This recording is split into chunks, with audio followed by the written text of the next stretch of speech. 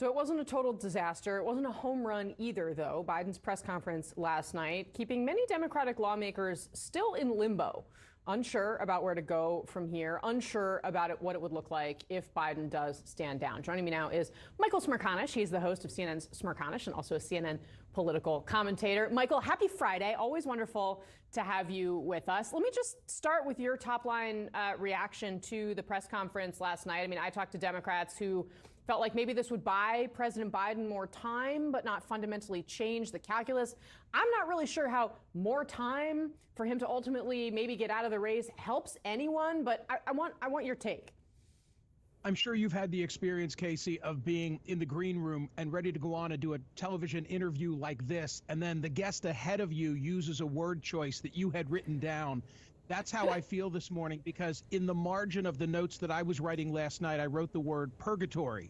And now I see it's on the lips of many commentators. It doesn't mean it's the wrong assessment. It just means it's no longer my unique assessment. We are in a holding pattern, right? We're in God's way station right now. And time, I think, is the Democrats' enemy at this point, not their friend, meaning there is time on the clock for a so-called blitz primary. You can get it done in the next 5 or so weeks. But if President Biden is sort of hobbling along as a candidate without resolution of this, it makes it a lot less likely that there's a change in horses.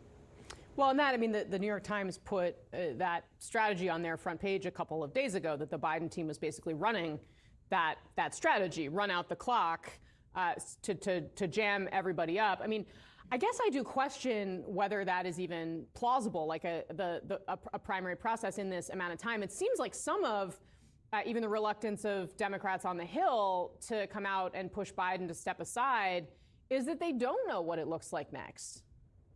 Right. I mean, it's uncharted waters, but I don't think a coronation is Vice President Kamala Harris's best friend. I think that she would benefit from a competition. If it's a vote of acclamation, if everybody just sort of pitches in and she becomes the candidate, then the questions that were left unresolved about her when she ran in the last cycle as an opponent of Joe Biden and many other Democrats, I think then go to the debate against Donald Trump. We don't know what that looks like. I am a big believer that if a change needs to be made, it ought to be a competitive process. I don't buy what Governor Newsom says, that he's not interested in running against Kamala Harris. As long as there's not an endorsement from Joe Biden, I think it's a very exciting process. It's must-watch television, and whomever emerges from that would have the wind at their back. Can I just say that a Kasie Hunt, Michael Smerconish ticket, and I'll give you top billing. Absolutely not. We start out with 45% of the vote against Donald Trump, because anybody starts out with 45% of the vote against Donald Trump. It's a game of inches. Yeah, well, maybe you would. I've covered politics long enough to know that I want absolutely nothing to do with running for elected office ever. But thank you for your faith in me, Michael. I do appreciate that. Hey, while I have you, the press conference, I mean, everyone was obviously watching, and this happened in the debate too. We reported that voters who were supportive of the president, they're watching with bated breath. They're just anxiously hoping that there's no mistakes made. We saw, of course, that was how the same supporters went into this press conference, like hoping, praying he didn't make the mistakes. It's likely going to be that way for the rest, for the rest of the game here that President Biden does. They are out there trying to prove that he can do that and that he's consistently going to be showing up. But we've seen, even in some of their efforts to do that, this came out yesterday, he did a pair of interviews on the radio. They were his first kind of forays before he did that interview with George Stephanopoulos after the debate. And we learned yesterday that the Biden campaign called one of the radio hosts and asked them to edit what was said, edits that were initially agreed to. Now they have put out the things that were edited out. And I want to play one of them, what he had said about black people serving in his administration, just to kind of give you a sense. But I really want your take kind of as a radio host about what happened here and whether it was appropriate. Let's first listen.